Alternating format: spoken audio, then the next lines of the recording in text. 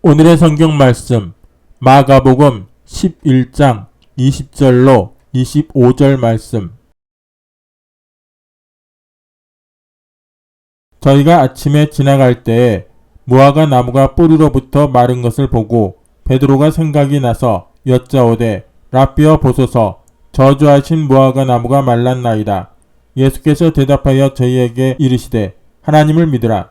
내가 진실로 너희에게 이르노니 누구든지 이 산더러 들리어 바다에 던지우라 하며 그 말하는 것이 이룰 줄 믿고 마음에 의심치 아니하면 그대로 되리라.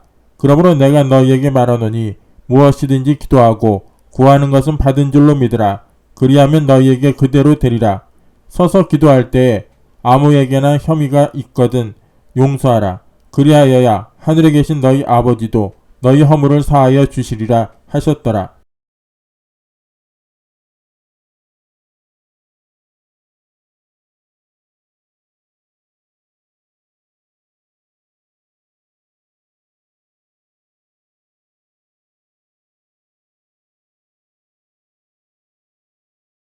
저 오늘 아침 기적을 가져오는 믿음의 네 단계에 관해서 여러분과 함께 은혜를 나누고자 합니다.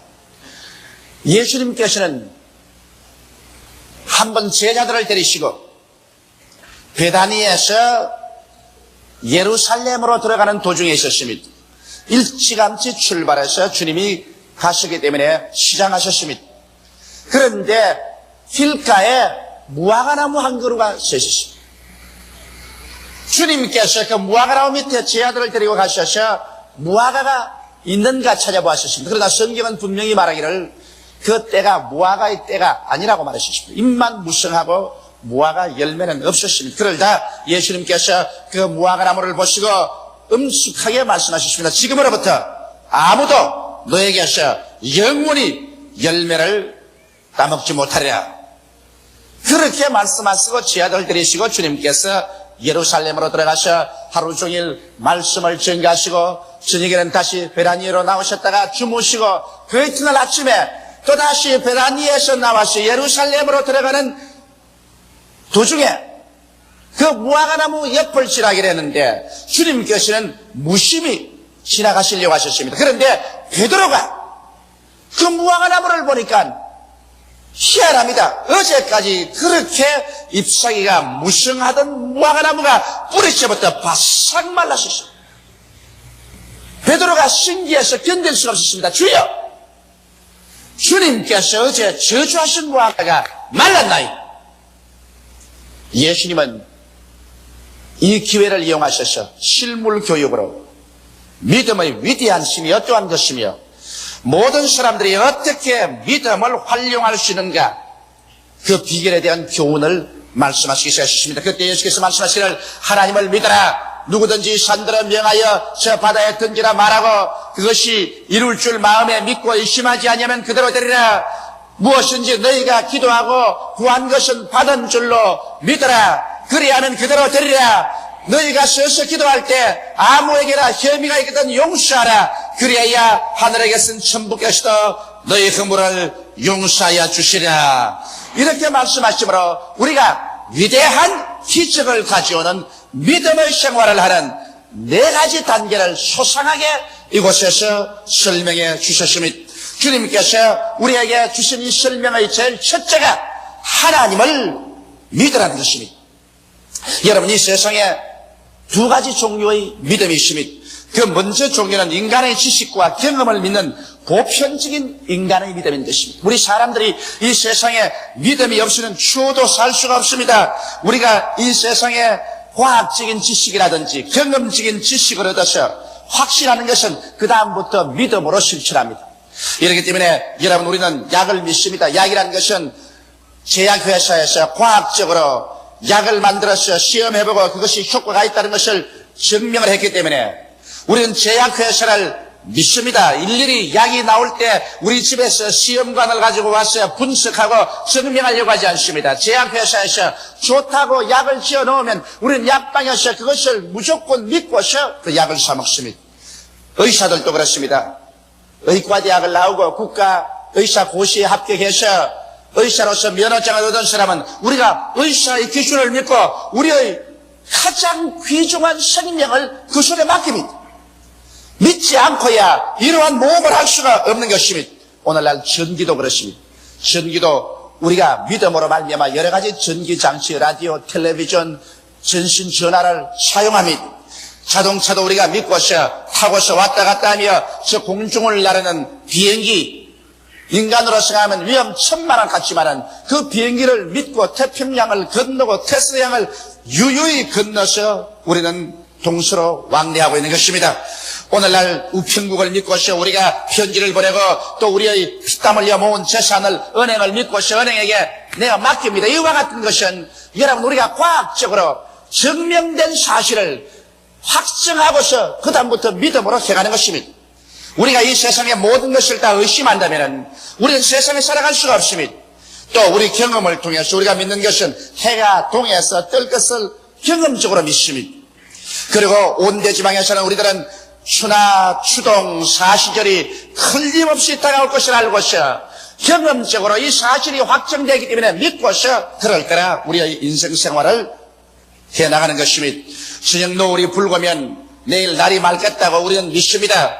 또 아침에 북새가 불거면 날이 흐리고 비가 오겠다고 우리는 경험적으로 알고 믿고서 그렇게 말합니다. 이와 같은 것은 우리가 인간의 지식과 인간의 경험에 입각한 보편적인 인간의 믿음인 것입니다. 이와 같은 믿음은 믿는 자라 믿지 않은 자라 누구든지 다 가질 수 있는 믿음인 것입니다. 그러나 이제 특수한 믿음, 예수께서 말씀하신 대로 하나님을 믿으라고 하시는데 하나님을 믿는 믿음은 이제 일반적인 보편적인 믿음과는 틀립니다. 왜냐하면 믿음이라는 것은 먼저 알고 경험하고 믿는 것인데 세상의 지식으로서는 하나님을 알 수도 없고 하나님을 경험할 수도 없기 때문에 하나님을 믿을 도리가 없습니다. 이러기 때문에 세상 사람들은 하나님을 알지 못하고 하나님을 경험할 수 없으므로 하나님을 믿을 수가 없습니다. 주님께서 하나님을 믿으라고 말할 때는 세상의 지식이나 세상의 경험에 입각해서 믿으라는 것은 아닙니다. 하나님을 믿으려고 하면 여러분 세상 지식은 그 자리에서 일단 중지시켜야 됩니다. 세상의 경험도 일단 그것에 중지시켜야 됩니다. 하나님을 믿기 위해서는 우리는 새로운 지식을 알아야 되고 새로운 경험을 해야 되는 것입니다. 이것은 인간적인 지식이나 인간적인 경험이 도저히 미치지 못하는 새로운 지식을 얻어야 되고 새로운 경험을 얻어야 되는 것입니다. 그 지식과 경험이란 무엇일까요? 이것은 하나님을 알고 하나님을 경험하는 것이기 때문에 성경을 떠나서는 여러분 절대로 하나님을 알고 믿을 수도 없고 하나님을 경험할 수 없습니다. 그렇기 때문에 하나님을 알고 믿는다고 말하거들랑 그것은 성경 창세기부터 요한계시록 안에 있는 하나님에 대한 지식을 우리가 배우고 그것을 알고 그러고 난 다음 그 하나님의 지식에 입각해서 하나님을 믿고 하나님을 경험한다는 사실을 알아야만 되는 것입니다. 이렇기 때문에 성수를 떠나시는 여러분 하나님을 알 수가 절대로 없고 하나님을 모르면은 절대로 하나님을 믿을 수 없습니다. 모르는 것을 믿는다는 것은 있을 수가 없습니다. 이렇기 때문에 우리가 믿음을 얻으려면 하나님의 말씀을 들어야 되고 하나님 말씀을 읽어야 되고 하나님의 말씀을 공부하고 연구해서 그래서 말씀을 알고 깨달아야 믿을 수가 있는 것입니다. 하나님이 어떠하신 분이기에 우리가 믿는다는 말인 것입니다. 그러고 난 다음에 예수 그리스도를 우리가 내 구주로 모셔드리게 되면 그때야 비로소 여러분과 나의 생활 속에 체험이 다가옵니다. 구원받은 체험이 다가오고 믿음, 소망, 사랑과 감격적인 은혜의 체험이 다가오므로 그 체험을 통해서 더욱 큰 믿음으로 들어갈 수 있는 것입니다. 이렇기 때문에 이것은 일반적인 보편적인 믿음이 아니라 특수한 믿음이요 특수한 체험입니다. 이것은 세상의 국민학교, 중학교, 고등학교, 대학교, 대학원 이 세상에서 얻은 지식에 입각해서 믿는 것이 아니라 이것은 특수하게 성경 말씀에 입각해서 성경을 통해서 깨달은 하나님의 지식, 하나님을 아는 것에 입각해서 우리가 믿는 것입니다. 이렇기 때문에 여러분 우리는 이와 같은 믿음에 서서 나아갈 때 기적적인 새로운 세계를 체험하게 되는 것입니다. 이 세상에 모든 것이란 기적이 없습니다. 이 세상에는 인간의 지식과 아는 것을 통해서 믿어 행하기 때문에 과학적이고 논리적이고 이성적인 것이지만은 우리가 하나님에 대한 믿음이라는 것은 성경을 통해서 하나님에 대한 지식을 알고 깨닫고 믿고 경험하기 때문에 하나님은 창조주이시므로 우리는 그 가운데서 놀라운 기적을 체험할 수가 있는 것입니다. 하나님의 뜻을 우리가 알아보면 여기에 놀라운 뜻들이 많습니다. 하나님은 예수를 보내셔서 우리를 구원하시기를 원하신다는 지식이 성경에 기록되기 때문에 우리는 구원을 믿을 수 있고 구원을 받을 수 있습니다. 우리는 성경을 통해 하나님께서 여러분과 나를 치료하기를 원하신다는 지식을 얻을 수가 있습니다. 예수께서 우리 연약한 것을 친히 담당하시고 병을 짊어지고 가셨다는 지식이 여기에 있기 때문에 그것을 알고 우리는 예수 이름으로 병 나을 것을 믿고 기도할 수 있는 것입니다. 우리는 성경을 통해 하나님께서 원수 마귀의 권세를 철폐하시고 무장을 해외에 세제하시고 마귀를 주님께서 멸하셨다는 것을 기록해 놓았기 때문에 마귀의 회방에서 우리를 건져줄 것을 우리가 믿고서 하나님께 기도할 수 있습니다. 성경 말씀에 따라서 하나님께서는 여러분과 나의 저주와 모든 낭패와 실망을 예수께 담당시켰어요. 그리스도께서 우리를 위하여 저주를 받아 십자가에서 돌아가시고 저주를 청산했다는 것을 성경에 기록해 놓았기 때문에 우리가 여기에 대한 지식을 알고 이 사실을 믿고 우리의 환경에서 저주가 물러가고 아브라함의 축복이 임할 것을 주장할 수가 있는 것입니다. 성경에 보면 하나님께서 우리에게 위해서 예수님 사망과 음부를 철폐하시고 천당문을 열어놓았고 그 다음 새하늘과 새 땅과 새 예루살렘을 예비해 놓았다고 기록해 놓았기 때문에 우리는 그 말씀을 보고 그것을 알고 그것을 믿고 우리는 죽음 저 건너편에 새하늘과 새 땅과 새 예루살렘 영원 무궁신천 신지가 기다리고 있을 것을 우리는 알고 믿을 수가 있는 것입니다. 그렇기 때문에 말씀을 떠난 믿음이라는 것은 이야말로 샤머니즘이요, 말씀을 떠난 기적을 기대한다는 것은 이야말로 신비주의인 것입니다. 우리는 말씀에 서서 그래서 하나님을 알고 믿고서 나갈 때 이것은 하나님의 역사를 여러분과 나의 생애 속에 체험해서 주의 위대한 기적을 얻을 수 있습니다. 그렇기 때문에 예수님께서는 우리 보고 하나님을 믿으라 이렇게 말씀하신 것입니다. 둘째로 주님께서는 제 아들에게 말씀하시기를 이 산들을 들리어 바다에 던지우라 하며 그것이 이룰 줄 마음에 믿고 의심하지 아니하면 그대로 되리라고 말씀한 것입니다. 여기에서 우리 주님께서는 말의 위대한 능력에 관해서 말씀하고 있는 것입니다. 여러분, 예수께서 이 산들을 명하여 바다에 던지라고 했는데 이것은 이미 심장한 비유로 가지고 말씀한 것입니다. 우리 한국같이 산이 많은 나라에 그만 온 한국산 다 태평양 바다로 가서 떨어지라 하면 좋겠는데 주님이 말씀하신 것은 그것보다 내면적인 의미인 여러분과 나에게 다가오는 악한 원수 마귀가 가져온 문제들의 태산을 향해서 명령하라는 것입니다. 여러분과 내가 살아가는 동안에 우리를 도적질하고 죽이고 멸망시키려는 마귀의 여러 가지 문제들이 부딪혀오는 것입니다. 죄악의 문제, 질병의 문제, 사람과 사람 간의 알력과 분쟁의 문제, 사업과 생활의 낭패와 실망의 문제, 고통의 문제, 마귀가 가져오는 태산줄령과 같은 문제가 우리에게 부딪혀서 이것을 해결할 수 없고 건너갈 수 없는 이러한 공경에 처하게 될 때 성경에는 이 산을 향하여 말씀의 위대한 능력을 사용하는 것입니다. 성경은 이 말씀을 어떻게 사용하겠습니까? 이 산들을 명하여 저 바다에 던지라고 말하라고 말했었습니다. 그러나 우리는 평생에 말을 해도 별로 역사가 없는데요, 이렇게 질문할 사람이 있을는지 모르겠어요. 그러나 성경은 마음에 의심하지 말고 명하면 이루어진다고 말씀하고 있는 것입니다. 그런데 여러분, 믿고 의심하지 말아야 되는데 우리의 마음속에 그렇게 말하려고 해도 마음속에 의심이 생기고 불안한 이유는 어디 있을까요? 죄가 있을 때 확신을 잃어버리고 자신이 없습니다. 자신이 없을 때 여러분 믿음이 안 생깁니다. 우리가 우리 마음속에 하나님 앞에 설 때 끄리낌이 없으면 마음이 담대하고 자신이 생기고 믿음이 생겨서 이 산들은 명하여 저 바다에 던지라고 말할 수 있지만은 내 마음속에 분명히 내가 아는 죄가 있고 하나님이 아는 죄가 있고 양심이 나를 정죄하고 있으면 자신을 잃어버리고 마는 것입니다. 자신이 없을 때 하나님을 믿음이 생기지 않고 의심이 생깁니다. 또 그뿐 아니라 내가 번연히 불순종의 생활을 하는데 내가 확신을 가지고서 이 산들을 명하여 저 바다에 던지라고 할 수 없습니다. 내가 주의를 거룩히 지키지 않는데, 내가 11조를 도적질하고 있는데, 내가 하나님의 말씀에 순종해서 이 세상에 살지 않고 있는데, 내가 필요하다고 해서 이 산들을 명하여 저 바다에 던지라고 한다고 해서 그것이 이루어지지 않습니다. 이러기 때문에 마음에 믿고 의심하지 않기 위해서는 죄악을 회개해야 되는 것입니다. 마음에 그리끼고 양심이 그리끼는 것을 회개하고 주님 앞에서 보혈로 씻어버려야 되고 불순종의 생활을 청산해서 하나님의 뜻에 세워놓은 삶을 살고 난 다음에는 그 다음 여러분 입을 열어서 여러분의 생활 가운데 언제나 창조적인 선언을 하라는 것입니다. 여러분의 말은 여러분이 생각하는 것보다 더 위대하게 여러분의 운명과 환경을 변화시키는 능력이 있습니다. 성경은 여러분과 나로 하여금 하나님의 형상과 모양대로 지어받았다고 말하는 것입니다. 하나님께서는 말씀으로 천지를 지으셨습니다. 하나님은 말씀의 에너지를 통해서 모든 만유를 창조하셨습니다.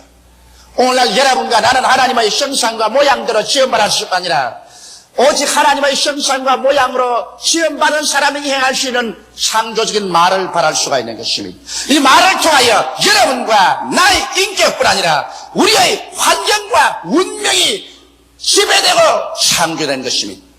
이렇기 때문에 예수님께서는 무화과나무를 보시고 지금으로부터 영원토록 아무도 너에게서 열매를 따먹지 못하려고 말씀하셨는데 그들은 무화과나무가 죽어버리고 마는 것입니다. 여기에서 예수님께서 우리 입에서 나오는 말씀의 위력을 표본으로 보여주신 것입니다. 이래서 여러분과 나는 오늘날 우리 입에서 이와 같은 창조적인 말을 항상 사용함으로 믿음의 위력을 사용하자는 것입니다. 우리 가정에서 슬픔은 떠나간다. 모든 질병은 사라진다. 모든 낭패와 실망은 없어져 버리고 만다. 나는 승리자다. 나는 성공한다. 나는 축복을 받은 사람이다. 이 얼마나 놀라운 말인 것입니까? 죄악을 이기고 살아간다. 마귀는 나에게 도적질하고 죽이고 멸망시키지 못한다. 마귀는 물러가야만 한다. 질병에서 나는 건강하고 보호를 받는다. 올해는 나는 축복을 받고 있다. 나는 영생을 얻은 사람이다. 문제는 해결된다. 절망은 사라진다. 실패는 없어진다. 이와 같은 말들이 얼마나 위대한 힘을 발휘하셔 부정적인 세력을 뿌리쳐 봐버리고 여러분을 승리의 단계에 얹어놓는지 현건할 수 없는 위력이 있습니다. 그러나 이 말을 사용할 줄 모르고 나는 못해요, 나는 안 돼요, 나는 할 수 없어요, 우리는 망해요, 우리는 이젠 죽었어요, 나는 이 병들어 죽을 거예요, 나는 사업에도 다 낭패였어요, 나는 낙제생이요, 나는 패배자요, 모든 것이 끝장났어요. 이러한 말을 할 때 그 말이 그 인생을 완전히 무화과나무 잎이 말라버리듯이 말라버리게 만들어지고 사망과 절망을 가져온다는 것을 알아야 되는 것입니다. 이러므로 예수께서 우리에게 가르친 이 말씀에 주님께서 진실로란 말을 붙였습니다. 내가 참말을 말하고 거짓말을 하지 않는 것입니다. 그렇기 때문에 너희 입술에 말을 가지고서 너희 살리기도 하고 죽이기도 한다는 사실을 알라는 것입니다.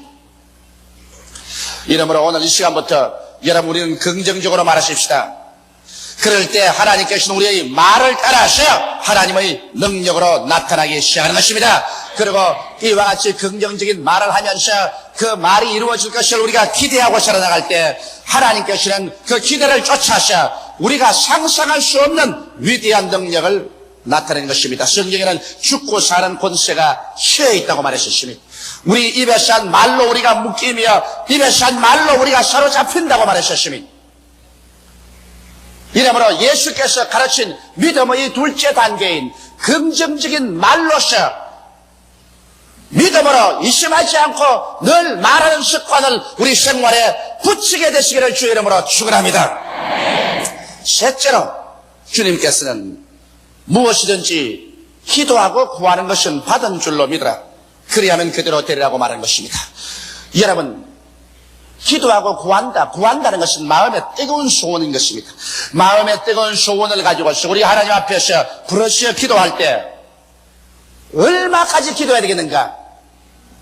여러분은 기도를 많이 하는 경험이 있겠습니다.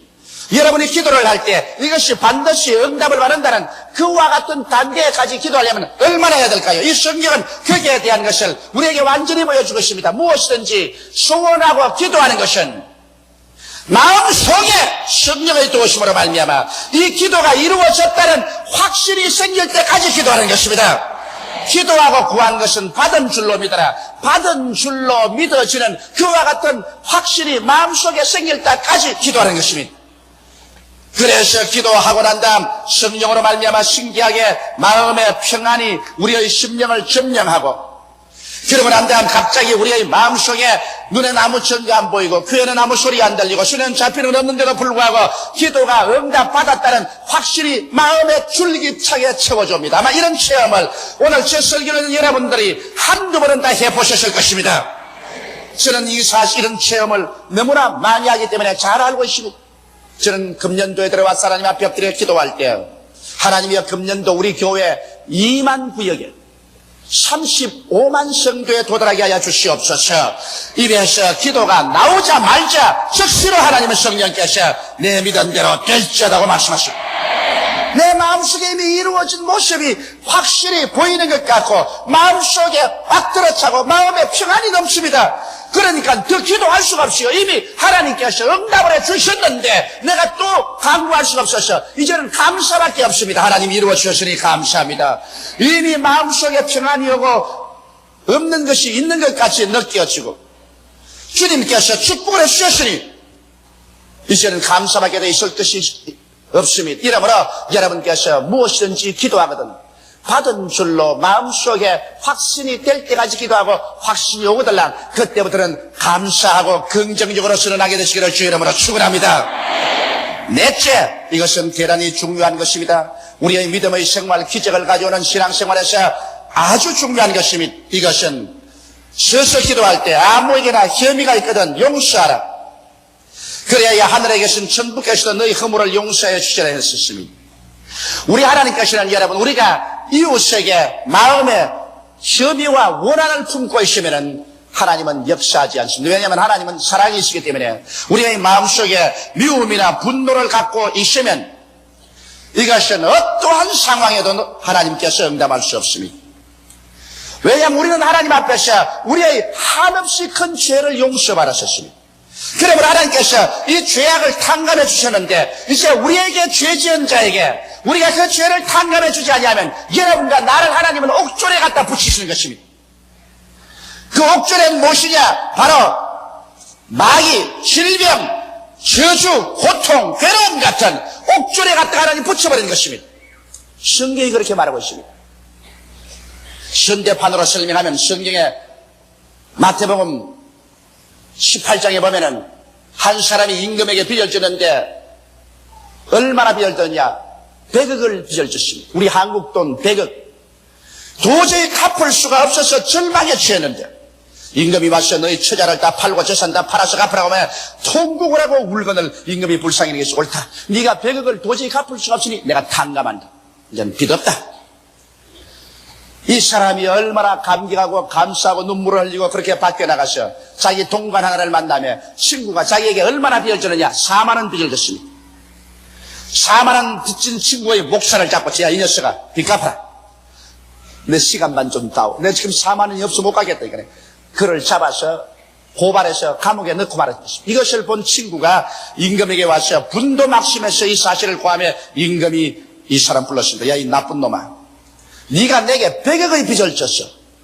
네가 갚지 못함으로 내가 불쌍히 네가 탕감해 주었는데 불과 너에게 4만 원 빚진 너희 친구를 용서하지 못하고 감옥에 가두었느냐?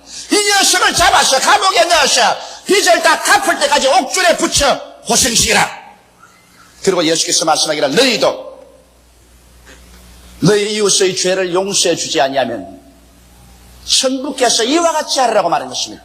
천부께서 어떻게 한다 말한 것입니다. 천부께서 여러분과 나를 옥졸에게 붙여서 그래서 고통을 받게 하겠다는 것입니다. 오늘 수많은 고통이 용서해 주지 못함으로 합니다. 남편이 아내를 용서해 주지 못함으로 아내가 남편을 용서해 주지 못하므로 그 가정에 남편이 옥졸에 붙이고 아내가 옥졸에 붙여서 그래서 그 빚으로 말미암아 고통을 당합니다. 질병이 다가오기도 하고 풍랑이 다가오고 사업에 실패하고 인간관계 속에서 낭패와 실망이 다가옵니다. 이것은 옥졸에 붙어서 지금 고문을 당하고 있는 것입니다.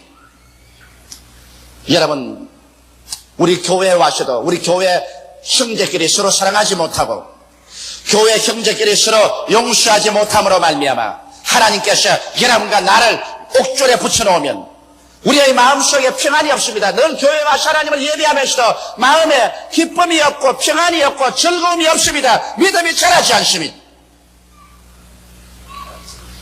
우리가 물론 이 세상에서 사회생활 하면서 인간으로서 도저히 용서할 수 없는 사람이 있습니다. 저런 인간을 용서할 수가 있느냐? 그러나 제가 말하는 것은 그 사람이 용서받을 수 없는 사람이지만은 그러함에도 불구하고 나의 속에서는 일방적으로 용서해 줘버리는 것입니다. 그런 용서받을 자격이 없음에도 불구하고 용서해 주는 것입니다.